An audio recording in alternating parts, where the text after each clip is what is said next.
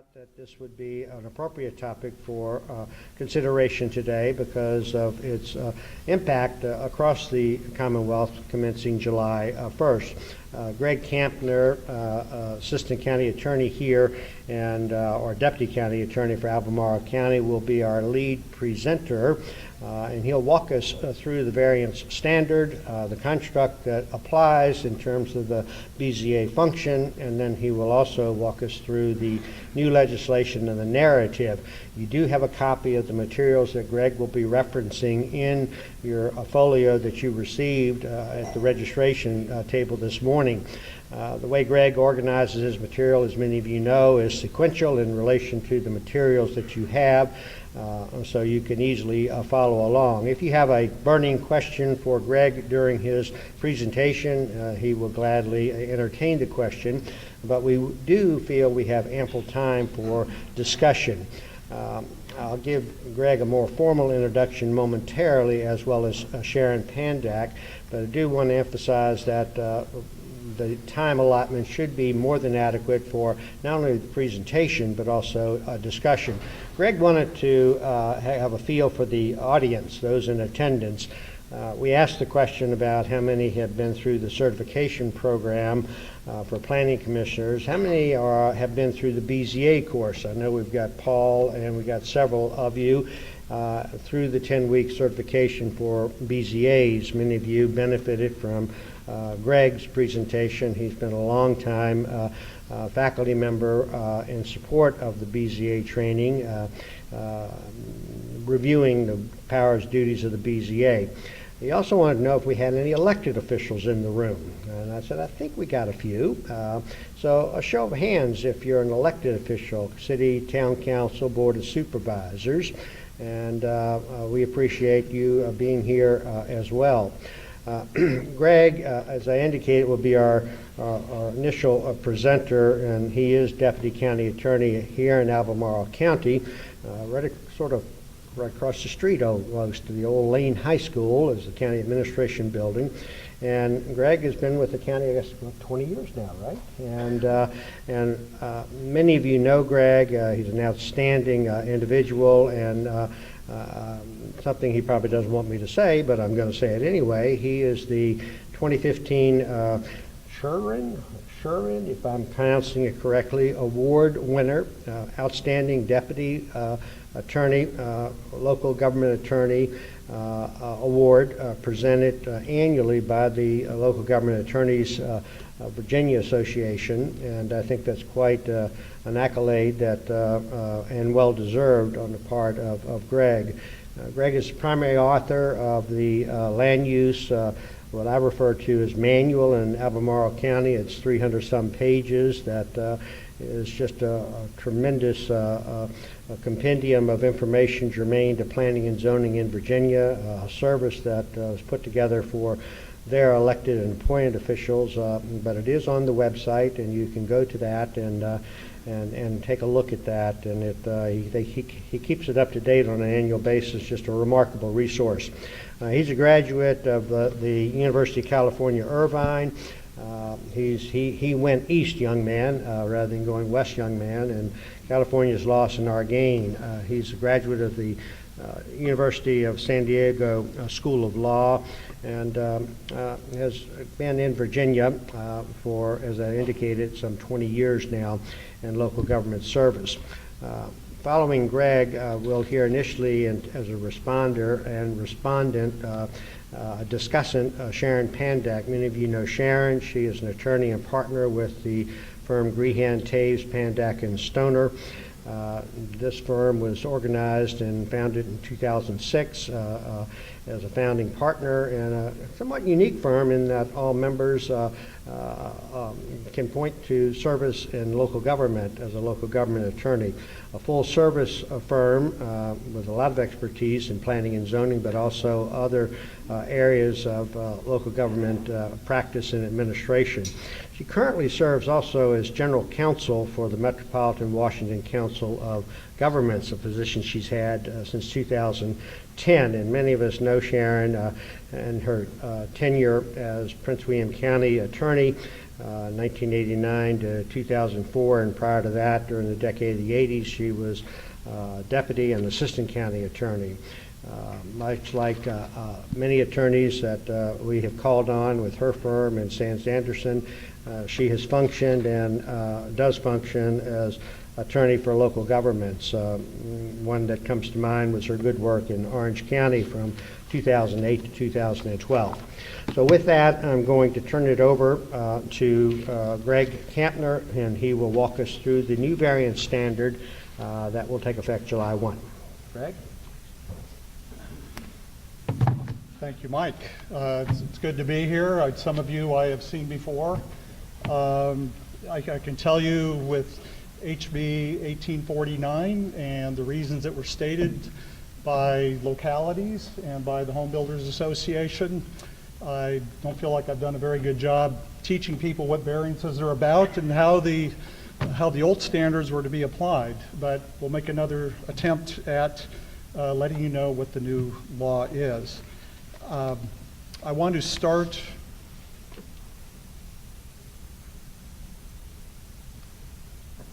first get used to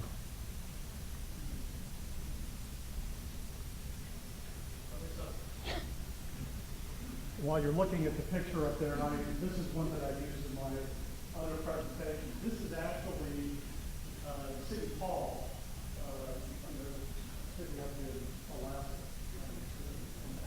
The city is doing what is. Jonah, is this smaller microphone such that he can walk around if he wishes? No, I'm going to help you.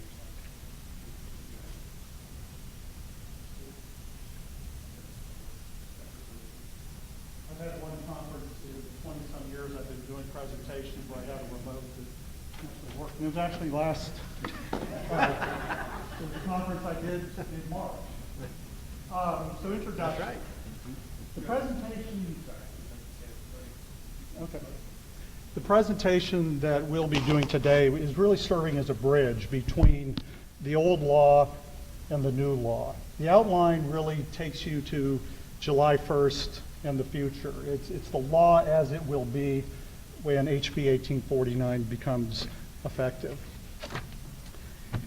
I wanted to make a couple of clarifications in the outline. If you go to page 9, section 7, paragraph 2, where I talk about the discretion that the BZA has in making its decision, that discretion needs to be exercised in light of the new burden of proof and the standard that the applicant needs to show in order to obtain the variance. I was looking at this last night, and that was a little clear.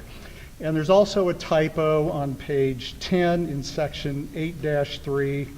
2/3 of the way down, you'll see the phrase undue hardship in quotes, and the word undue should be removed there. I did not. This one? Yeah, and this one, this particular one, or this one you're talking about? Right. So the one that's in your folio is where he's made the reference to the changes, okay? On page 9, section 7, paragraph 2, just as you're reading that, remember that that discretion of the BZA needs to be exercised in light of the new burden of proof that applies to whether or not a variance can be granted or not. The other thing you should know about HB 1849, and I'll just refer to it as 1849 from now on, is that it applies to more than just variances. It was a kind of an across-the-bow attempt to change some other provisions, procedures, and substantive requirements that apply to BZA's hearings and proceedings, appeals of BZA decisions in circuit court. So your outline has the final version of HB 1849 in Appendix A.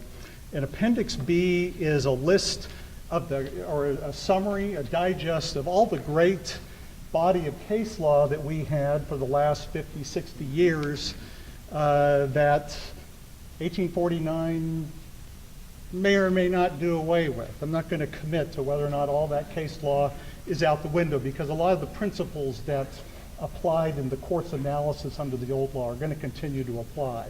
It's going to shift a little bit, but not entirely. So the backdrop for 1849 as it pertains to variances.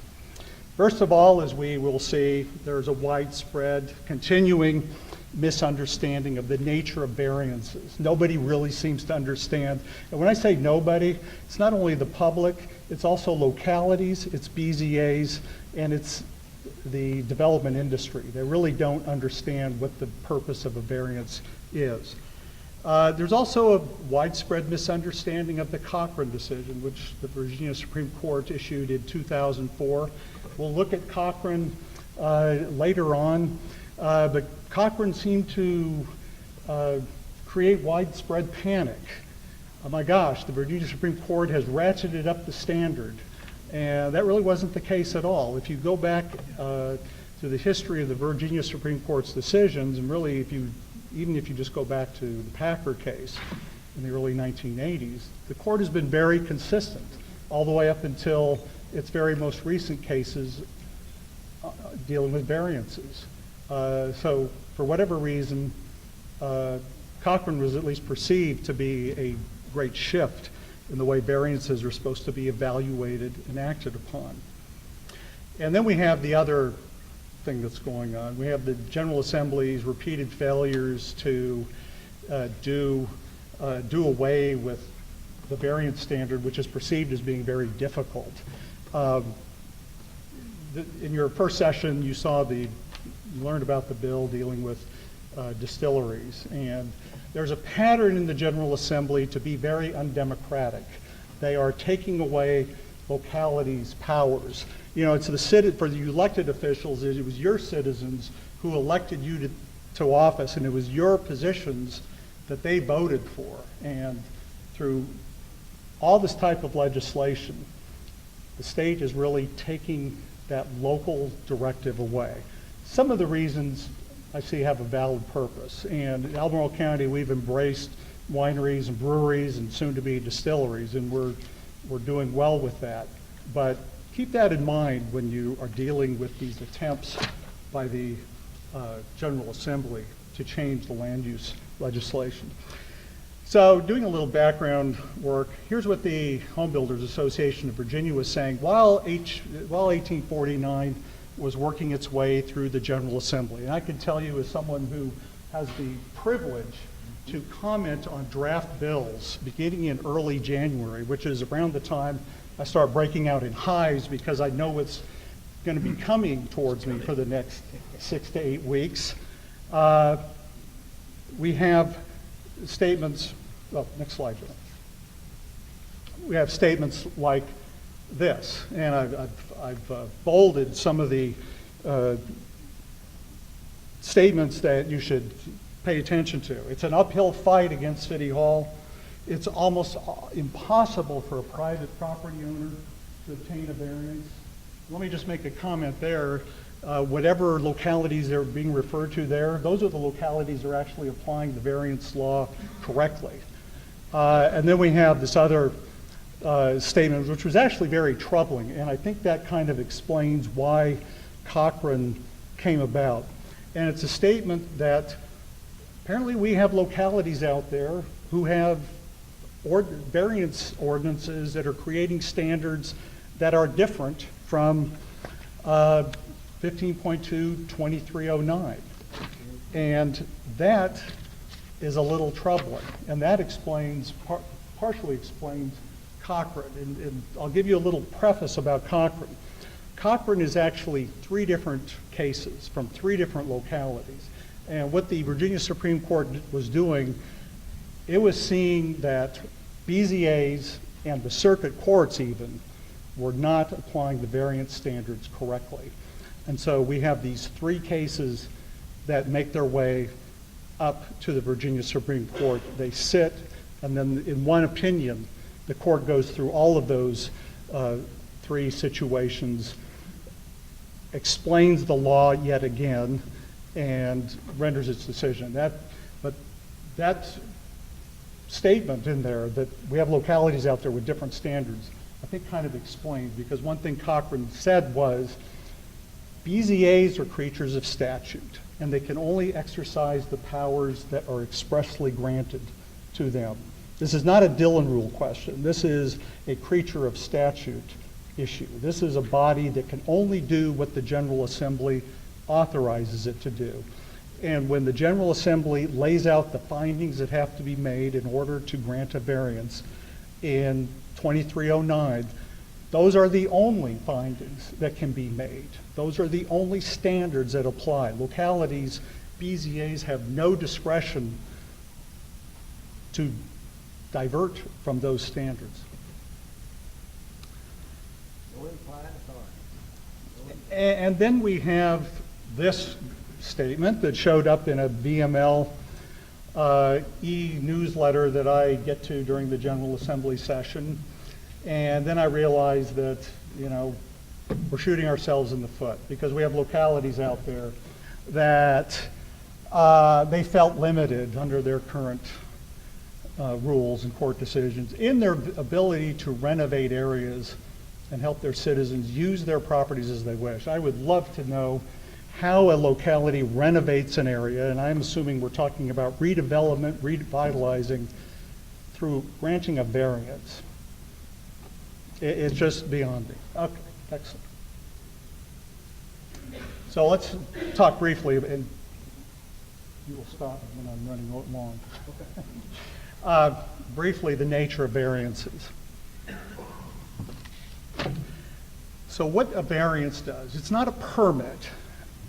And what the law used to say, it's not supposed to be a special privilege. But what it does is it allows a landowner to do what is otherwise prohibited under the zoning ordinance for whatever reason.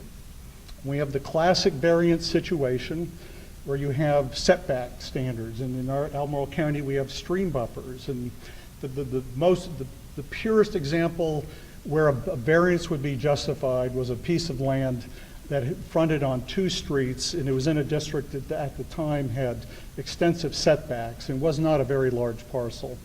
We had the North Fork of the Ravenna River flowing behind it with a stream buffer, which was a 100-foot buffer. And when you applied all those setbacks, you were left with about 100 square feet of building space available. That's where a variance is justified, where there's no other way to use the property. It's not because you want to expand your house into the side yard or situations like that. So the variance protects the landowner's property rights. It's so that they have at least some reasonable use of the property.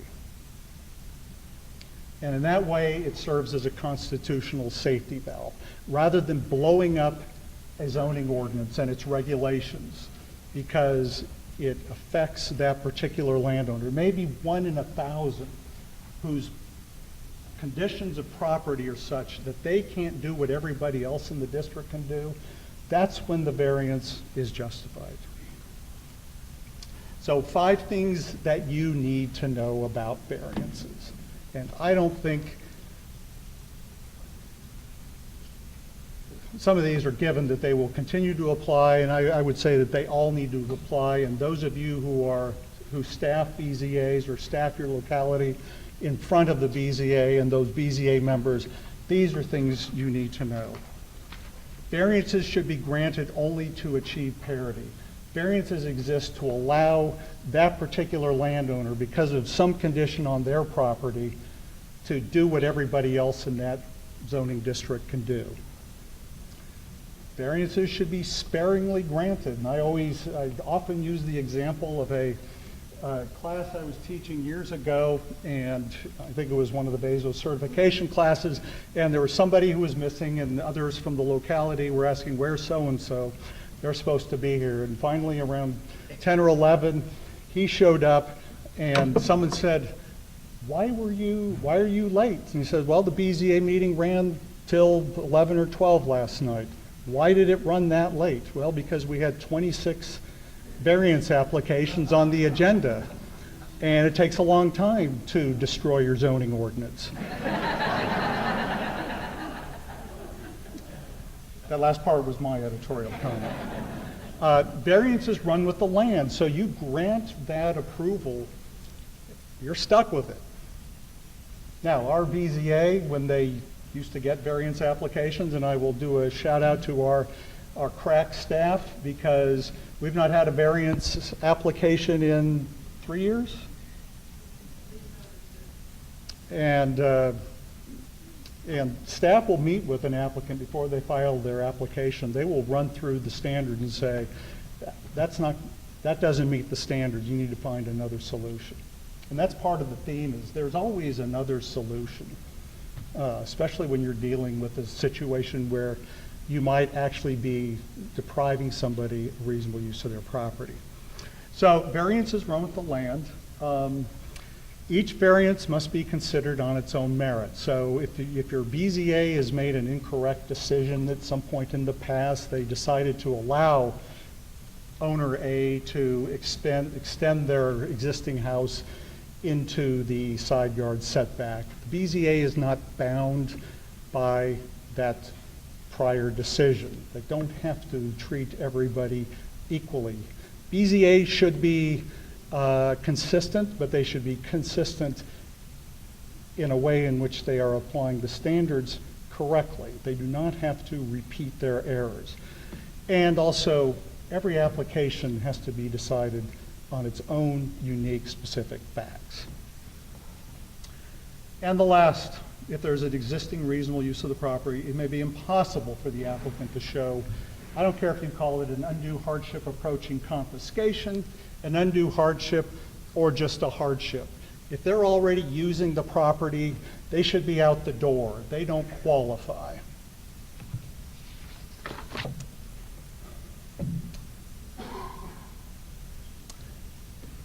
Now, there's some good things about 1849.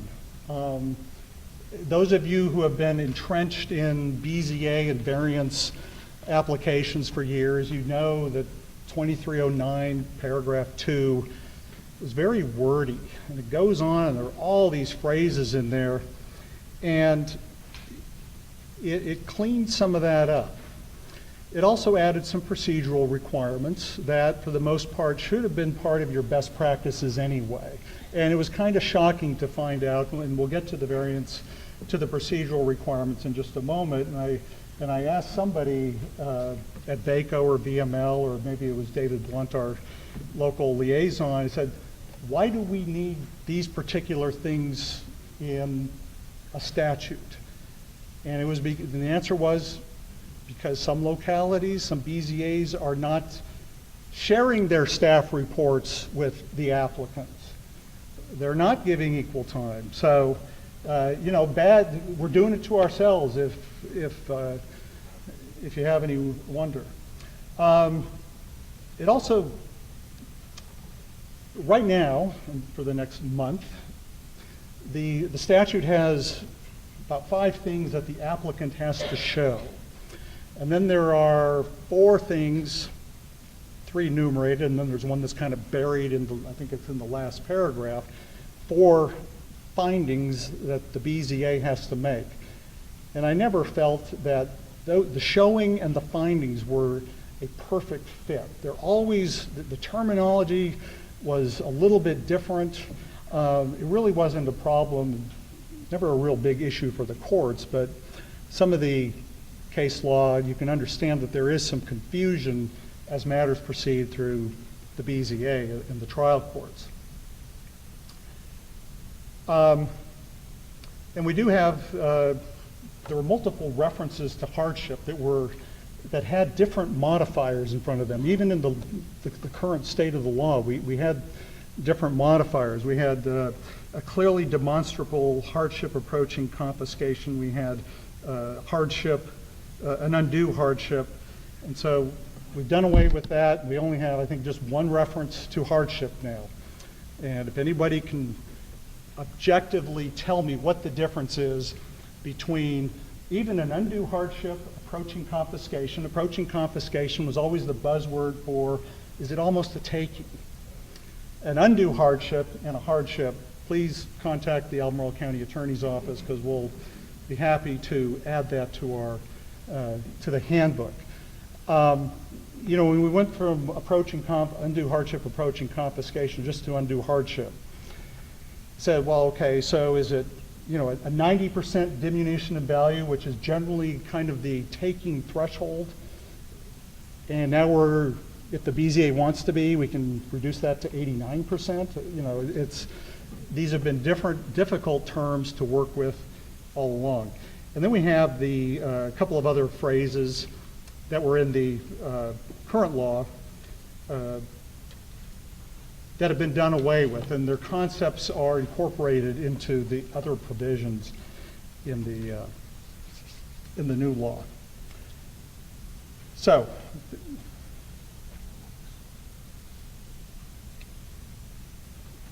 now we'll get to some substantive stuff. The authority to consider applications for variances vested in the BZA. The BZA is the only body that can approve variances. When considering a variance, the BZA is acting in an administrative capacity. They're not acting like a legislative body. So if they are effectively changing your zoning regulations through piecemeal granting of variances, they are effectively acting legislatively, but they are not supposed to be. And as I mentioned earlier, what Cochran made crystal clear, if it wasn't already clear in the state law, is that the BZA can only act on variances in accordance with the standards in 15.2, 2309. So we have a new definition of variance. We've now added shape. When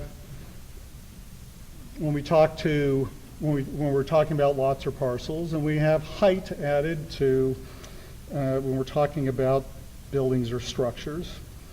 We have the elimination of the unnecessary or unreasonable hardship language that's taken out, and because that was just too much to deal with.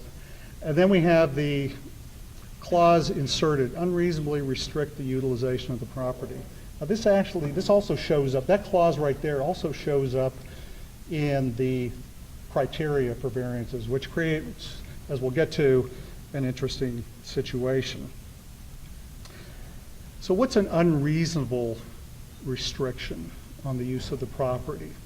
And your presentation this morning talking about future legislation and the results of the James City County case. The court actually described when something's reasonable, and it's when it's fair, proper, or moderate. So as you apply this standard as to are we unreasonably restricting it, and as for those of you who are staffing and for you on BZA, you can't gloss over that word unreasonable. It's not just a restriction, it has to be unreasonable. So is it unfair, is it improper, is it immoderate? And you can even go to the dictionary, Webster's third New International Dictionary, and unreasonable is defined as absurd, inappropriate, exceeding the bounds of reason or moderation. That's still a pretty high bar.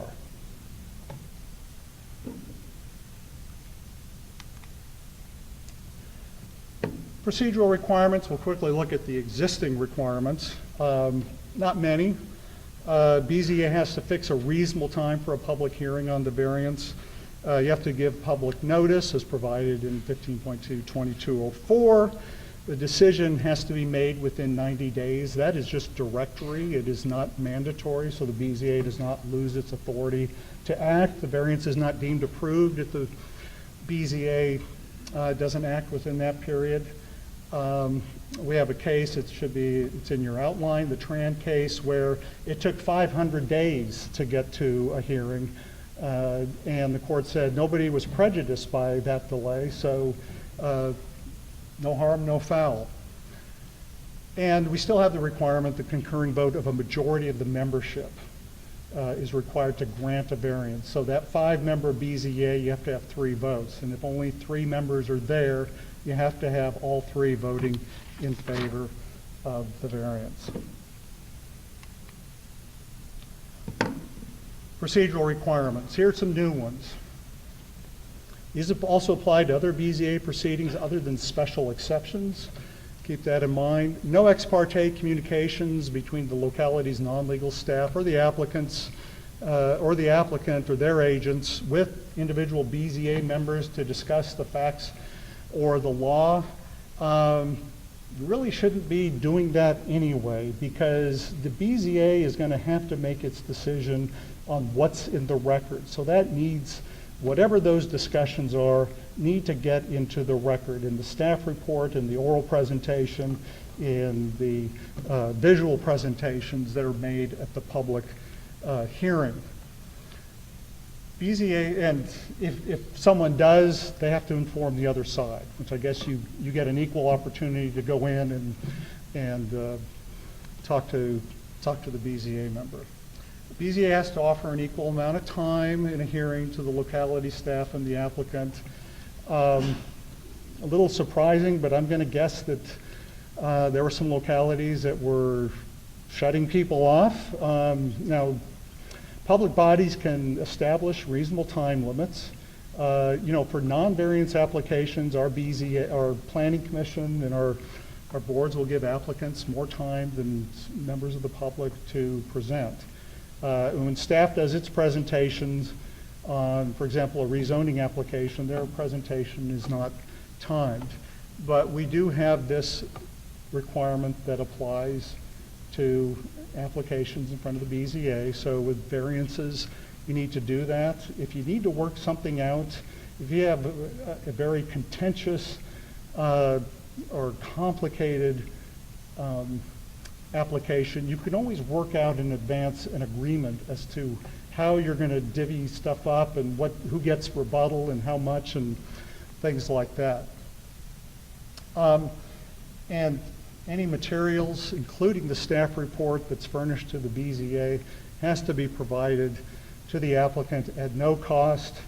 I mean, how much does it cost to photocopy a staff report these days? And they have to be made available within 72 hours after it's given to the BZA member. Now, there's a provision in the Freedom of Information Act that your staff reports are public records anyway.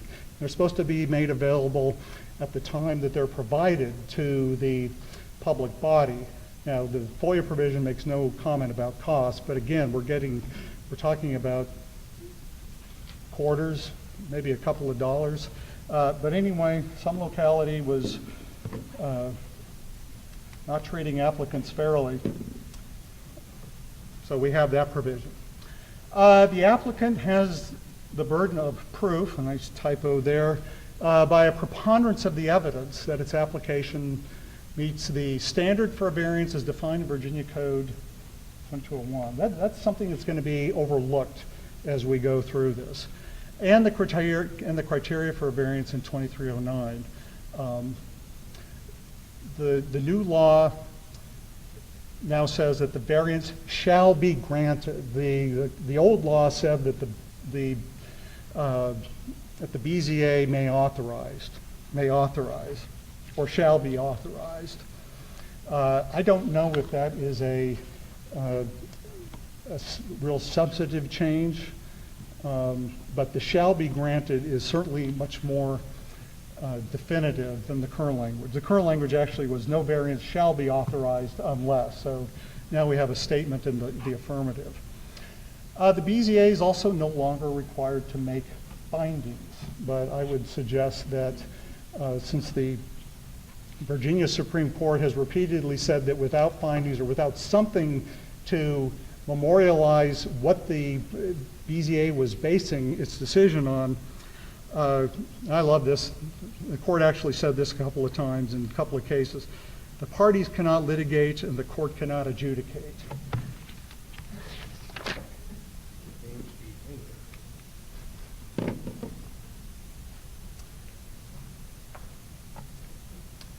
We've already touched on all of those points.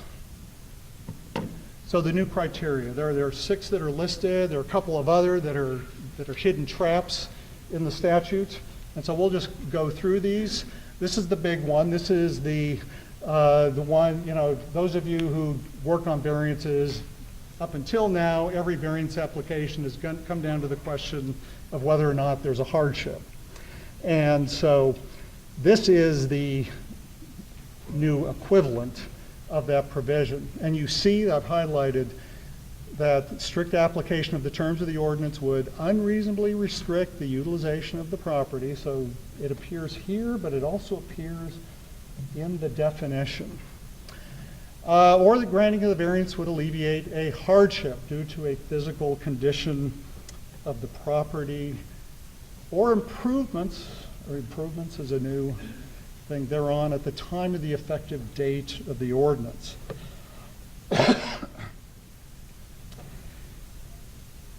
It remains to be decided whether or not the physical condition relating to the property or the natural conditions. We have the Steele case, which is in Appendix B of your outline, where the court said that a utility box was not a natural and in order to be entitled to a variance, you had to show that the condition was a natural condition, not a man-made object. Or improvements thereon at the time of the effective date of the ordinance. I'm not sure what the import of this provision is. It certainly would allow a variance to address a non-conforming structure kind of situation. That's the only thing I can have come up with so far. There may be more sinister reasons, but I have not come up with that yet. The property interest for which the variance is being requested was acquired in good faith, and any hardship was not created by the applicant for the variance. Similar to the current standard, no self-inflicted hardships, that's the Steele case, and the hardship was not created by the applicant for the variance. It's an interesting phrase because the old language is, and the case law was that a variance cannot be self-inflicted. You can't go out, you look at the city building on the very first slide. You can't build that building and then go into the BZA and say, hey, I screwed up, give me a variance so I can leave the building where it is. That's a self-inflicted hardship. But what if that violation was created by the predecessor in title? It just wasn't caught. What if it's a contractor? The Steele case, it was actually the contractor and the home builder who made the mistake. But does that get imputed to the owner? Because we have the word the applicant. Maybe it means the same thing. Maybe it's the same thing as self-inflicted. Granting of the variance will not be of substantial detriment to adjacent property and nearby properties in the proximity of that geographical area. The substantial detriment language is there in the old law, but what is missing is the granting of the variance would change the character of the district. And I'm not sure why that phrase was taken out. And I think of the variance for the tall building. You get that one shot to go in, that's not going to change the character of the district. And then somebody else comes in for that second application, gets the second tall building. There's another criterion, maybe that addresses that situation, but it's a curious change. And maybe it's recognition that variances should be sparingly granted, so a single variance is not going to change the character of the district.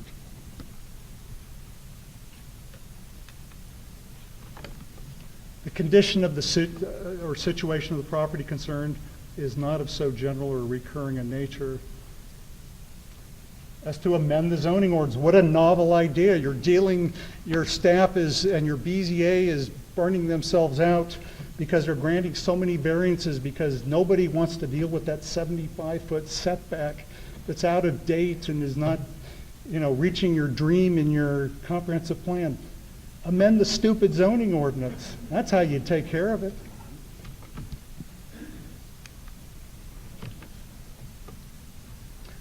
Granting of a variance does not result in a use that is not otherwise permitted on such property or change. Well, this is also in the definition. You can't grant use variances, and that's been the law in Virginia since 1988. And the relief or remedy sought by the variance application is not available through a special exception or by a modification. The modification that you see there, that was the General Assembly's first attempt to erode Cochran and the variance law, and the bill, this was back in 2006, it was amended many times, and it was originally a direct attack on variances, and then it ended up with this modification provision. Albemarle County has not adopted that. Our zoning administrator says, no way, I don't want to deal with variance, mini variances or variance light. And well, we have this provision. The other reference to subdivision 6 of 2309, that is the authority that gives localities the ability to delegate special exceptions to their BZA. What if you haven't delegated that to your BZA, but you have a special exception that's available to be granted by your governing body, and that gets denied? Can you still pursue the variance? If it's denied, of course, but what if your general regulations allow your governing body? I think that would eliminate the need for a variance. And here's a little one that shows up in the opening paragraph of 2309. Pay attention to this. The application meets the standard for a variance in the definition. What are those standards? Well, here are the good ones. You go back to when the strict application of the ordinance would unreasonably restrict the utilization of the property. The variance is not contrary to the purpose of the ordinance. The need for the variance is not shared generally by other property. That's the unique hardship finding that the BZA has to make under the old law. But you have that, they have to show the unreasonable restriction. So, which begs the question, if you're going under the criteria, unreasonable restriction or hardship, and you have to show unreasonable restriction anyway, why would the applicant ever bother to pursue the hardship finding? Because they still have to show the unreasonable restriction element. It's a curious provision.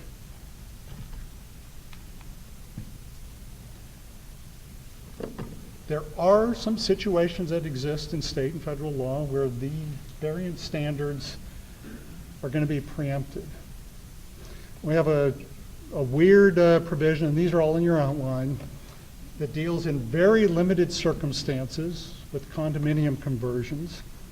We have the Americans with Disabilities Act and the Fair Housing Act, and under both of those federal laws, we have to reasonably accommodate people. So you may have variance applications where somebody needs a structure that allows them to get to and from the street that's covered, may have some other modifications that your zoning ordinance generally does not allow. And without that variance, they're not allowed to be in their house. You need to look at the ADA and the Fair Housing Act, because those acts may require your BZA to make a reasonable accommodation to allow that. And then if you are a locality that participates in the National Flood Insurance Program, there are some additional factors that need to be considered in granting variances. There are different standards for structures if you have a district like that. How are we doing with time? Okay. Okay. No, yeah, I just have a few more slides. So in Appendix B, you have all the summaries of all of these cases, and a rather lengthy summary of the Cochran case. So let's quickly go through these 6 cases. These are kind of the ones that everyone looks to. I'll just give you very quick summaries of the facts and turn to your outline if you want to get more information. So the Packer case, we have a landowner in Virginia Beach who has an oceanfront lot. They want to expand their house closer to the ocean. and they needed a variance to be able to do that. They'd been in the house for a number of years, and they had, if they wanted to expand their house, they actually had room in other sides of the house, but they wanted to go closer to the ocean. And in that case, what staff did was they did a survey of Virginia Beach's setback regulations over the past 60 years at that point in 1980. They went back to the 1920s. And the Virginia Beach had modified its setback regulations over the years, and they came up with an average, and the BZA said, okay, you can, we'll let you go to this average setback. And that ultimately was challenged. It's made its way to the Virginia Supreme Court, and the court said there's no hardship here. What they want is really a privilege. We can understand that somebody would want to maximize their ocean view, but there's no hardship. And under the standard at that time, there was no undue hardship. And under the current standard, there's no hardship. They're in the house. They're already making a reasonable use of the property. The Steele case is the one that I can understand why the BZA ruled the way it did. I can even kind of understand why the trial court ruled the way. The Steele case is the self-inflicted hardship case. And Fluvanna County. huh? Fluvanna County. And the builder contacted the homeowners association and said, I'm going to be laying a foundation. I need to figure out where the property lines are. Someone at the homeowners association said, the utility box is the property line, so measure your points from there. Well, guess what? It wasn't. It was, so the house was built 9 feet 4 inches into the setback, into the 10-foot setback. And they applied for a variance in order to keep the house where it was. BZA granted the variance. I can sympathize with BZAs, and the trial court affirmed. But when it got to the Virginia Supreme Court, the court said, no. One, the utility box is not a natural condition of the property, but two, this is a self-inflicted hardship. Your contractor, your surveyor made an error, and that falls on you. So solutions, you saw off a big chunk of the house, you lift it up, you move it, you do a boundary line adjustment, you do a zoning map amendment or zoning text amendment that changes the setback regulations. Those are the solutions. Or you have a special exception process that allows special exceptions to be granted by the governing body. Cochran case. So Cochran and the other cases that went with them, McNeil and Pennington. So Cochran is in Fairfax County. Family had, the Braddys had lived in the house for 7 years, but they wanted a bigger house. And Pat Taves years ago sent me the schematic, and piecing everything together, that house I think was going to be about 15,000 square feet with about a 7,500 square foot footprint. But on one side, they were going to extend over into a side yard setback by 2 feet. And the neighbors objected. That case made its way up to the Supreme Court. BZA did grant the variance. The Circuit Court affirmed and got to the Virginia Supreme Court, and the court said there's no hardship. You have a house that's already there. You've lived in it for 7 years. You have a reasonable use of the property. The other interesting thing about Cochran, from front to back, and it was something that the BZA picked up on, was that there was a 42-foot change in grade. So you do have a physical condition of the property, but you already had the house there. And they really just wanted a new, bigger house. No hardship under any standard. McNeil was the Pulaski County case? McNeil. Town of Pulaski. Yeah, the town of Pulaski. They wanted to build a garage on their property, and there was a 15-foot setback, and they thought, and ultimately the BZA agreed, that it was cheaper, it was a better location to build the garage right up against the setback. They granted the variance, and granting that variance also allowed them to preserve a stone wall on the property. That got up to the Virginia Supreme Court. The Virginia Supreme Court said, no hardship there. We have an existing reasonable use of the property. There's really no reason why the owners could not comply with that provision. The last case, we have Pennington. That's also a Virginia Beach case. Virginia Beach, at the time, maybe still do, they have a limit on the square footage of accessory structures on a parcel. In that zoning district, the limit was 500 square feet. And they were on an acre and a quarter. And I gathered that the landowners were getting elderly. Adult daughter was going to move home to take care of one of the children, and they wanted to be able to store her belongings, her extra belongings, in a storage shed on the property in the backyard. That was going to put them further. They were already 28 feet above that 500-foot threshold. So they were applying for a variance to allow them to go that 28 feet and then another 200 or so square feet for the storage shed. And BZA said no. Got to the circuit court and there was new evidence, and that new evidence was that the daughter was coming home to take care of the ailing parent.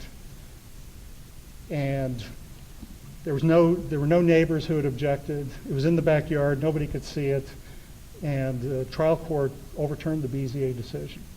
Got to the Virginia Supreme Court. The court said no hardship.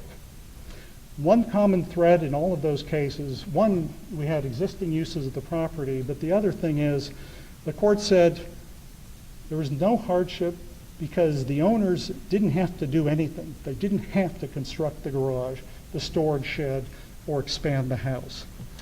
And the last case, Martin, that's the most recent of the cases. This is in Alexandria. We had a small lot, historic overlay district. It was a 36 by 44 foot lot. The applicants, for years, they were working with staff, going to the BZA, withdrawing their proposal. Finally got to a BZA. The BZA got a decision, and I can't even recall now. BZA approved the variance. Neighbors objected. These were side yard setbacks. Got to the Virginia Supreme Court. It may be of these cases, in some ways, you could say that it was perhaps the most justifiable case, but really it didn't come close. Because guess what? In the record, the Alexandria city staff had said there are no conditions of the property that make this property unique or create a hardship. The applicants themselves admitted that there were other designs that they could have pursued that would have allowed them to build on their property without getting a variance. So no hardship, and no hardship under the current law either. The Neal case was the same way. There were 7 other locations on the property in Pulaski that could accommodate the garage. Yes. The court referred that to that court. So as we wrap this up, what's changed? The burden of proof and the criteria have changed. But I think the criteria still establish a high bar. My guess is that the BZAs who have been rigorously applying the variance standards will continue to do so. It's up to you to decide what does it mean to unreasonably restrict. You're obviously going to be looking to allow some use of the property, but it's still a high bar. Those that shirk the standards will continue to do so until they get caught. Here's how the Virginia Municipal League summed up HB 49. And this was in a magazine, Virginia Town and City, that crossed my desk just yesterday. Talk about fortuitous timing. Many governing bodies will likely welcome the relaxation of the rules because we want to grant lots of variances. Now, the interesting thing about that was that there are 2 articles in Virginia Town and City that came right before the legislative summary. One dealing with tourism, one dealing with economic development. And if you read these articles, and I would suggest that you read them. If you read these articles and you want a vibrant economy, you want sustainable tourism, you don't want to be that locality that will be able to grant lots of variances. Because you're just going to go down the toilet. And some other quotes that I use. I have a couple of slides here, and when I do the VASO presentation, I've sat through 30, in California, Virginia, I've sat through nearly 30 years of board meetings, planning commission meetings, BZA meetings, every type of meeting you can think of. And I know that staff, planners, zoning officials, they get beat up by the public, by the development community, sometimes by their employers.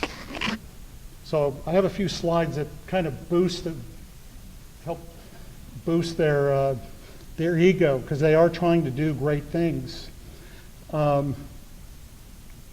So I give them slides like these.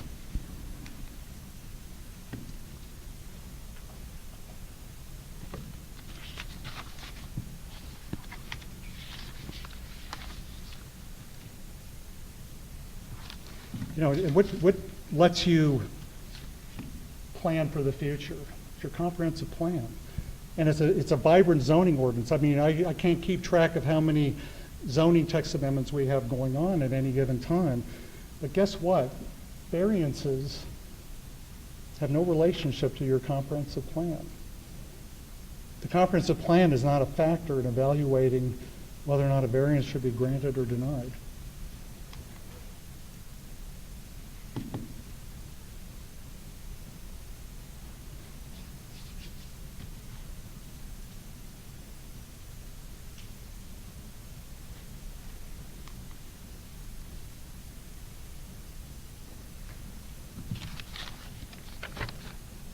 So don't be those localities that were quoted in the VML publications.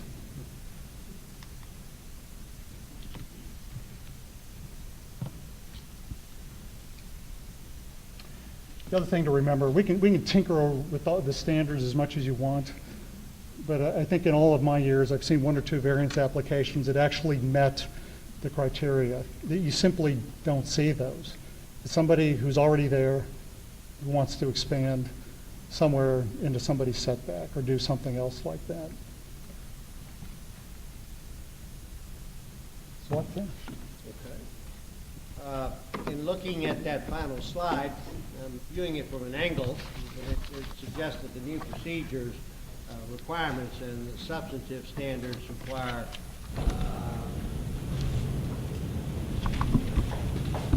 zoning regulations and overriding regulations and training participants. The unreasonable restriction prong may replace hardship as a centerpiece, and then the question of the lower standard. And the typical application for variance does not even satisfy the lower standard. That gives us pause also to think about, with respect to the new standard come July 1, the adequacy of your current variance application forms. One of the things that we've been working on is a prototype that may be of value that we'll share by way of the Plan Virginia website, because the variation from community to community is rather substantial when we look across the state. But just about every jurisdiction, if not all jurisdictions, are going to have to deal with the new variance standard by way of the variance application form. So that's a work in progress. Thoughts, ideas you have, please feel free in sharing. Sharon Pandak, I've asked to be with us to not only listen, but also share perspective and her point of view relative to not only Greg's presentation, but House Bill 1849 and what this new standard represents and means for the localities across our Commonwealth. Okay, and Sharon, I'll turn it over to you. Yes. I don't know that this comes off. I think Jonah said no. It's a little, it doesn't. So you're tied, you're tethered to the. That's all right. I'll be tethered. Yes.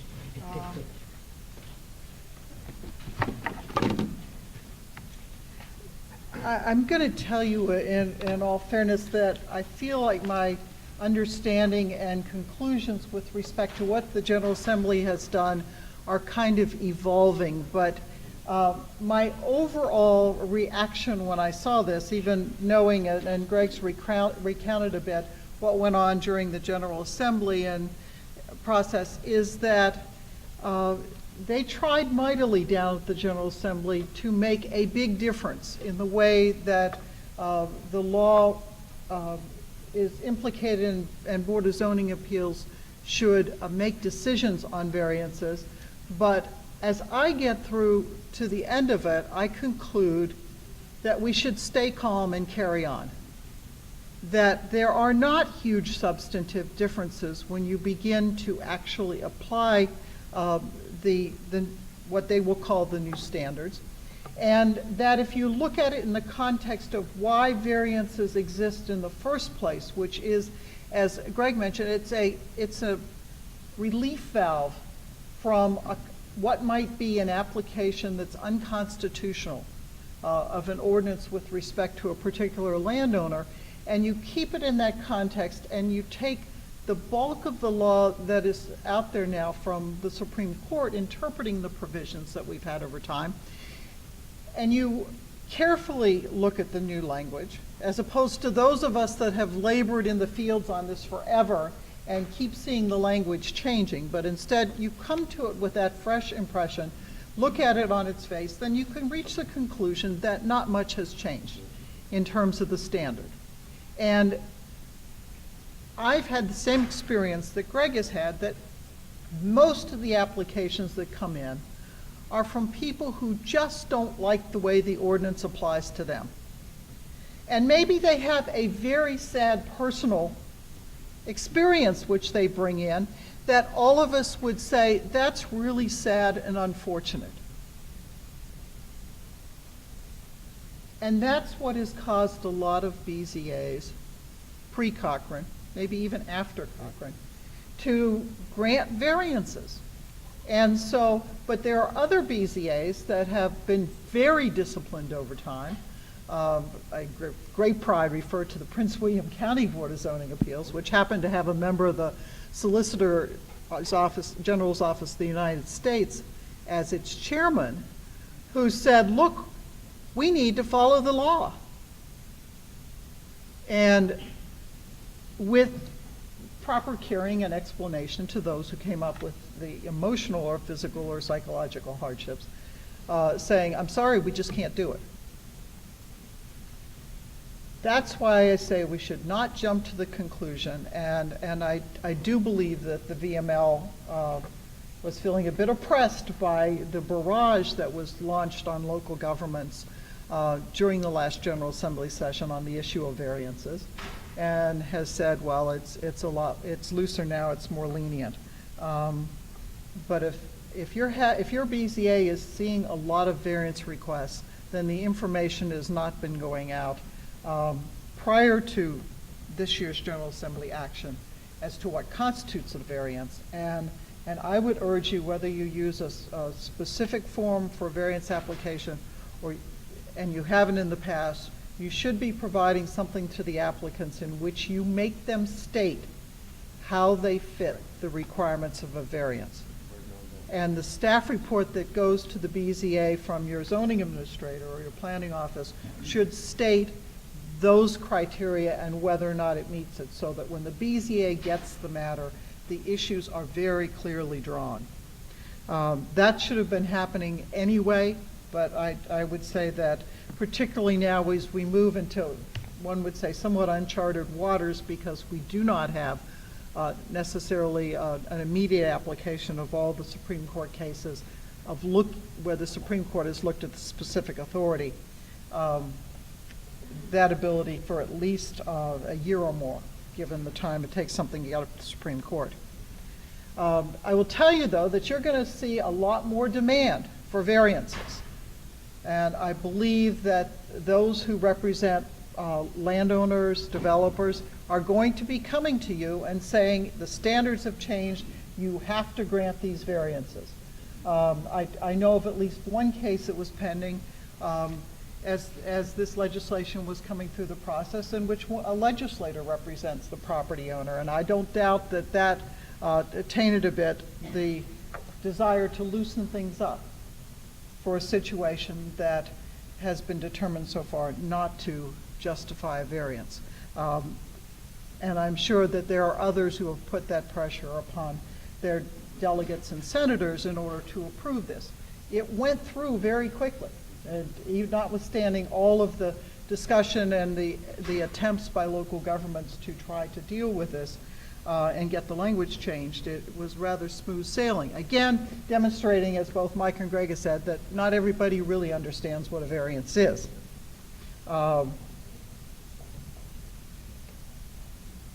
One of the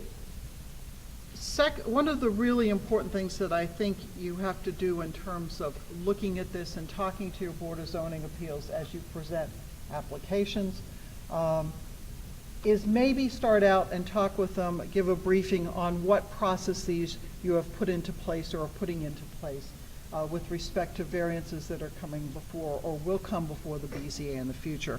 I think that would be very helpful for the BZA to know that there's going to be an application, what the application form looks like. There's going to be whatever discussion with the applicant of the other alternatives, a special exception permit, special use permit if that's possible, if you have a structure for that. Modifications, if your governing body has allowed the zoning administrator to make modifications, then that should be clear too. Oftentimes, notwithstanding all the good work that Mike and Jonah do with the certified Board of Zoning Appeals course, the BZA doesn't necessarily remember that when they have people who are sympathetic coming to them. So I think it's useful to give them a package of what your quote-unquote new or current processes are.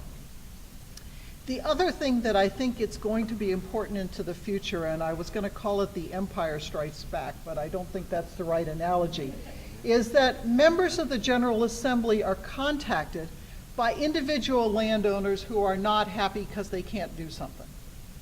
It is less likely, but increasingly occurring, that groups of landowners that don't like somebody getting a special privilege will go to their elected representative and say, that's not right. And what often gets lost in the shuffle of these variances is if, for example, there can be a height variance. If there's a very tall tower, what do the neighbors next door think? Well, they'll say, well, the statute covers that now. It says you have to consider the proximity. Well, and the adjacent landowners, but what is proximity when that tower can be seen a mile or more away? And the impact of that may have with respect to those neighbors who now find it within their viewshed. Comprehensive plan may well have addressed that in terms of the location of towers, those types of things. Same thing with tall buildings. So I think you're going to hear at some point a reaction with General Assembly members from those other people who are impacted by these various changes that seem to try to loosen up the requirements for variances. In the Cochran case, the big house was referred to. There's been a reaction over time to McMansions being located in old neighborhoods where there was a much smaller scale of property and structures than the pressure has been because of land values or otherwise to build a much larger house because it's nice. We need it. We have family members we want to accommodate. So I think you're going to get that reaction, and I urge you perhaps when you talk to your Board of Zoning Appeals, when you talk to your governing bodies, and when your governing bodies talk to their legislative liaisons about positions to take on this, that you talk about the impact on the other property owners, that it's not all just about the person who has what may appear to be a sad case now. And I say sad because, again, my view is that when you parcel through even and using the context within which variances are going to be granted, that even with the new language, you're not going to see a major change in what ought to be a determination as to whether or not something qualifies for a variance.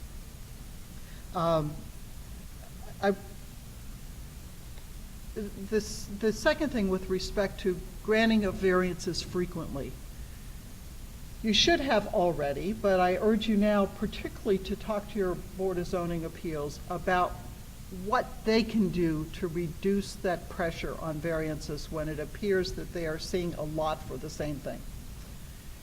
In Prince William County, we had a huge number of applications for variances to allow decks. And the Board of Zoning Appeals said, we need to advise the Board of Supervisors that we're getting a lot of these. They don't qualify under the standards. Let's send a memo to the Board of Supervisors saying, we want you to know that this provision is coming up frequently in variance applications. And they have sent at least 5 of those types of letters over time to the Board of Supervisors. And there have been amendments made to the zoning ordinance to address those issues of general application. So you can reduce the pressure on a Board of Zoning Appeals for those cases where it's generally reoccurring. And decks in some areas are like a hot item. Additions that are coming in frequently, and the question of whether a particular setback is a good setback or you adopted it because another county did and it doesn't really work are ones you might think about there as well. BZAs can do what Sharon has just described in that annual report that they're supposed to be generating annually. That is a very good, that's a vehicle as well. Sometimes those annual reports just have a bunch of numbers in them and everybody sits there and the governing body goes, yeah, okay, fine. Every once in a while, there are people on boards of zoning appeals who I will call renegades, mavericks, whatever, that notwithstanding whatever you tell them, their view is that they know what is best for the world. And in some cases, I found that members of the Board of Zoning Appeals are former members of the elected body, which makes it very difficult for them to perhaps transition into that new mindset. And so giving them this as a vehicle by which they can offer their input that in fact the ordinance ought to be looked at is perhaps a good way to do that and to reduce again the pressure for there to be variances. One of the things I want to mention is this criterion now that you cannot grant a variance if there is the ability to get a special use permit, special exception, or a modification.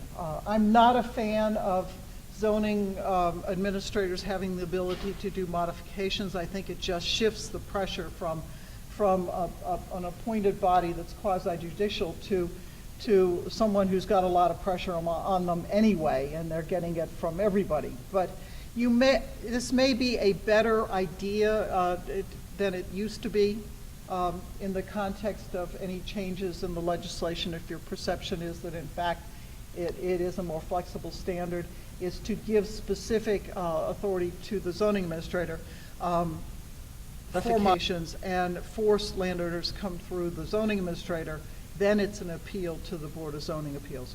Or look at how you provide for special exceptions or special use permits and maybe alter that so that there's a vehicle there that would be a presumption given to the determination the fairly debatable standard applies, which is a much stronger standard.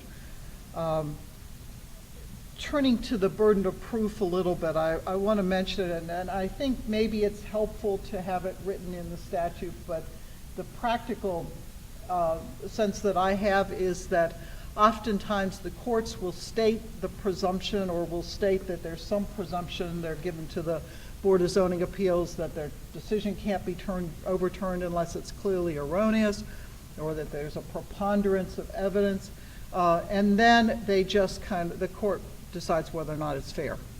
Once they get past, does it meet the initial standards for a variance? And what troubles me is that I don't think necessarily putting that burden of proof in there is helpful. I think practically speaking, in many courts don't know what to do with appeals from boards of zoning appeals at the circuit court level. And so that's why you see those decisions getting overturned in the past more frequently by the Virginia Supreme Court. So courts, the new provision that allows anybody to put in evidence, my experience is that many circuit courts have been allowing anybody to put in evidence, and they aren't very careful as to what it is. One of the ways that you can, as a Board of Zoning Appeals, get a little bit of handle on that might be helpful later, and is to have the chairman of the Board of Zoning Appeals say, after a party has presented, is there any other evidence that we should hear? And so at least then when it goes to court, the locality or the zoning administrator can argue that neither the BZA nor the zoning administrator had the opportunity to respond to that new evidence. And in fact, what the appellant's trying to do is to set up the court to stand in the stead of the Board of Zoning Appeals, and that's not what the General Assembly intended. So that's an argument I think might be worthwhile pursuing more. On ex parte, I do want to mention that in some localities there is a predisposition to say, hey, let's all go, or let's go one by one out to the site so we can look at it. And you get that adjustment on FOIA that you're going to have to announce if more than 2 members of the BZA go out there. But it is not infrequent for those trips to occur. It has been certainly not infrequent for applicants to go talk to individual Board of Zoning Appeals members. Members of your governing body may have even encouraged the applicants to do that, notwithstanding what guidance you may have given. So I think the standards that are included now in ex parte, which are very new for Virginia in that regard, are helpful to try to keep down that static. I will be interested to see the first person who actually makes the mistake and talks about law or facts with a member of the Board of Zoning Appeals actually come in and confess. I look forward to hearing that without any prodding. So that would be interesting. The second thing about the ex parte communications that would be useful, I think, is to change your Board of Zoning Appeals procedures to make reference to those, because it is a new aspect and applicants coming in are not necessarily going to know that. Even some of your staff may have gotten comfortable in talking to Board of Zoning Appeals members in some of your localities. So I think that might be a good place to begin to send that message as to what the procedures are, so that everybody is a bit more tuned in to them than they otherwise might be. Preface to the application. Exactly. So you would provide the applicant with a copy of the procedures, might even note to them, particularly for a while. You see some frequent flyers with respect to the attorneys who are representing these applicants, so they will be cognizant. Certainly, if you give it to them, the information will get out more quickly. But I think that's kind of an odd nuance now that perhaps is helpful. Who knows whether it's going to be actually followed. Providing a copy of the staff report, that's embarrassing that we get dinged by that down at the General Assembly. So really that needs to be taken care of. Raise your hand if you're the locality that Yeah. is not sharing staff reports. Yeah, raise your hand if you're the ones that said we needed more flexible standards. You don't get any lunch. So I pass along those as ideas for maybe where you might begin to do, as I call it, the stay calm and carry on, and put yourself in as good a stead as possible in order to preserve the zoning ordinance that you all have worked very hard with the community and with your governing body to adopt, and to preserve the concepts that are in your comprehensive plan that would allow you to do good land use planning. As I concur absolutely with Greg, we use different words, but the bottom line is there's a lot of effort to adopt these land use regulations. There's a lot of effort to determine your community's comprehensive plan and goals for the future. and to not keep an eye on the variance issue and not provide that guidance and not make sure that the standards are followed can be very detrimental to all that effort that was put into place. I'll be glad to take any questions, but I turn it over to Mike right now. Thank you, Sharon and or Greg. Points of view, perspectives that you may have for the good of the order. Opportunity to engage in the particular conversation. Yes, sir.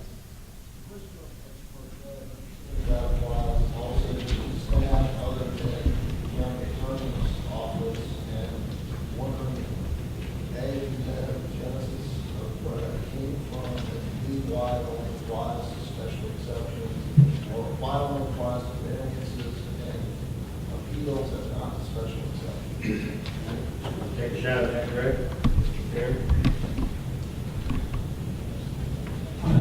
I'll answer the last part first. Why don't those provisions? Yes, you want to come forward again, please. The ex parte communication is applied to staff. Okay. So ex parte communication is applied to staff. Is that the question fundamentally? That was the first part. The second part of the question was, why does the ex parte communication only apply to variances and appeals and not to special exceptions? Okay, the first part of your question, why does it apply only to staff? My understanding is that it also applies to staff. That wasn't mentioned. It applies to staff. It applies to non-legal staff. I'm not sure why it does not apply to the locality's attorney speaking to the BZA. And I don't know if that was an acknowledgement that there are still a lot of local government attorneys who are county attorneys, city attorneys, town attorneys who are still sitting with their BZAs. That's what I understood, that it's in the context of the attorney providing representation to the BZA. Yeah. So if the county attorney or town attorney is representing the zoning administrator before the BZA, then my view would be that probably is one that person should be careful not to engage in the ex parte. And that's always been my view, that when I've conducted, and our BZA did not have legal counsel. In fact, the BZA would come up and use our library once in a while to look up cases, and we would kind of send a message, because they asked us to say hello, but just let us go. And we would kind of like clear out. It was interesting, but I was glad they wanted to take a look at some of the cases because they were lawyers. So. But I think that's where that comes from. Where it gets confusing, I think, on the special exception, which is under the fairly debatable standard in terms of review, it is a legislative decision being made by what is generally a quasi-judicial body. So that would be the same as if it were made by the Board of Supervisors of the City Council. There's no limitation on having communications between the applicant or other people, members of those governing bodies. Yeah, a legislative body can really rely on anything to support their decision. When it's challenged, it has to be fairly debatable, but they can include horoscopes, ancient tomes, conversations with applicants, anything to shape their decision. It has to be supportable by evidence that creates fairly debatable arguments, but they can rely on anything. It's not limited to just the...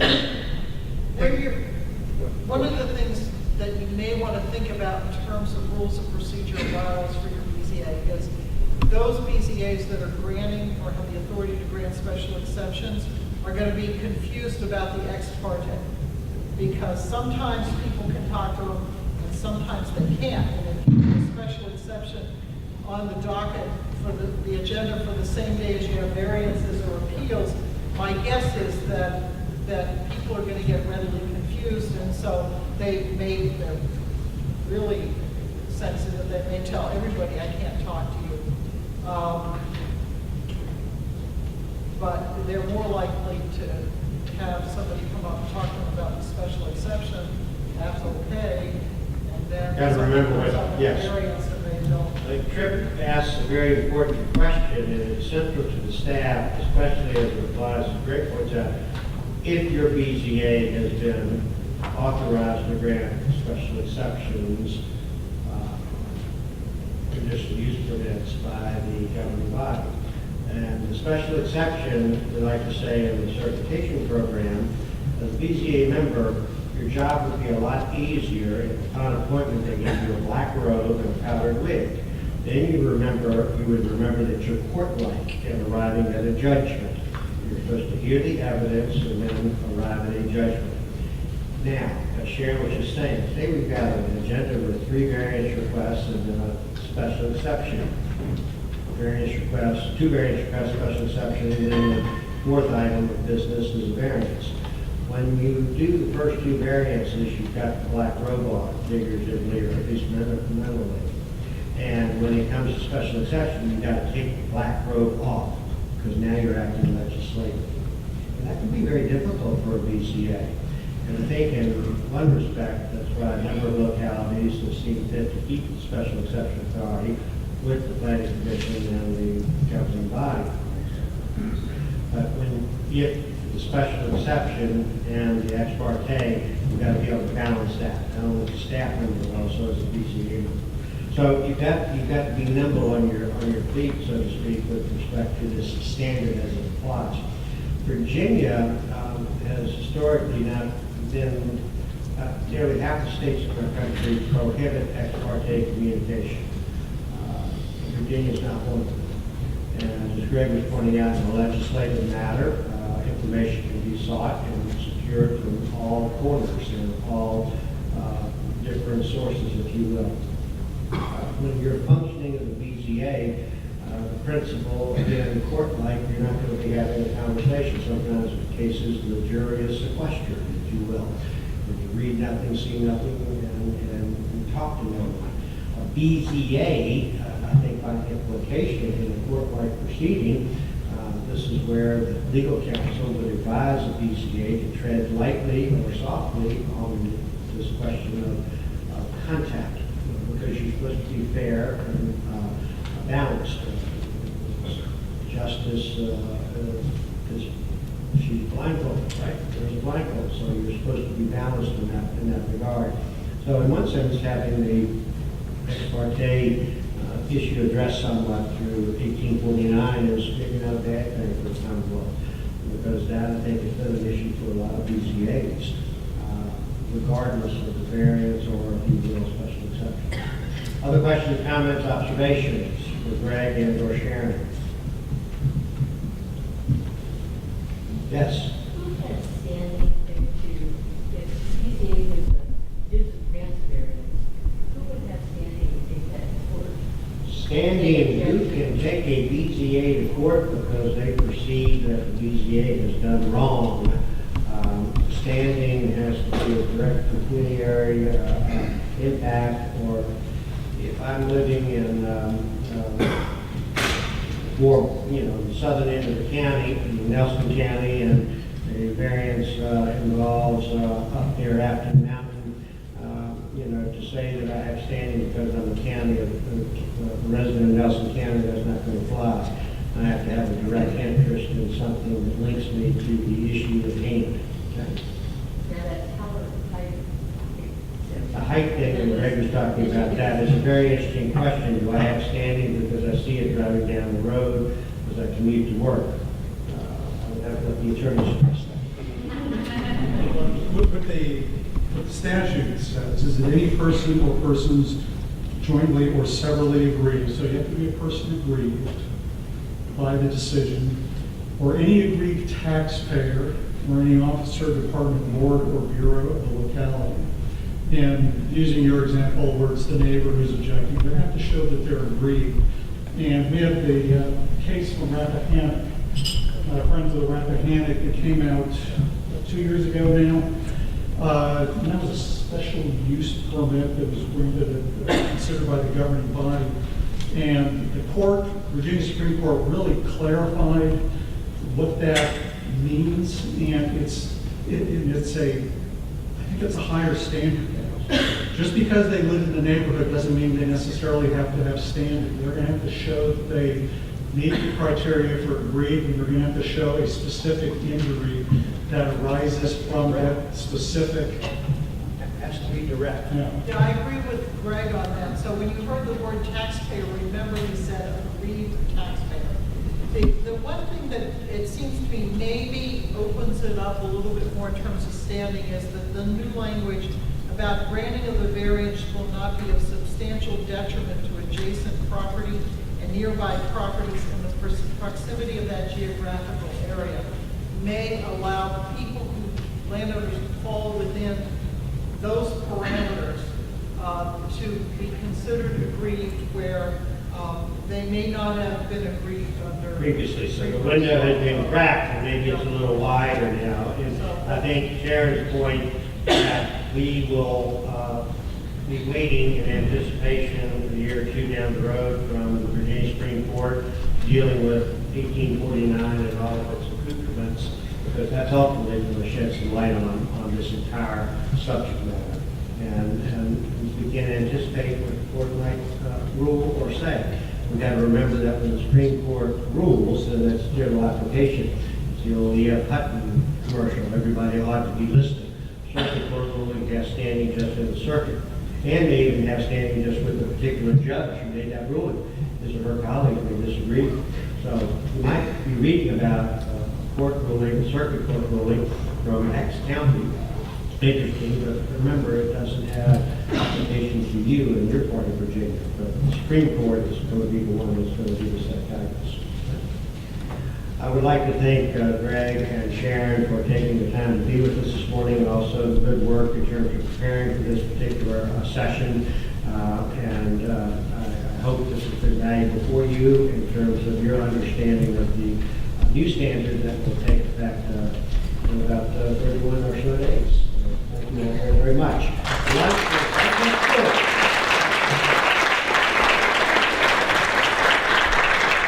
Thank you. And then we're back here at 1 o'clock with the fracking presentation.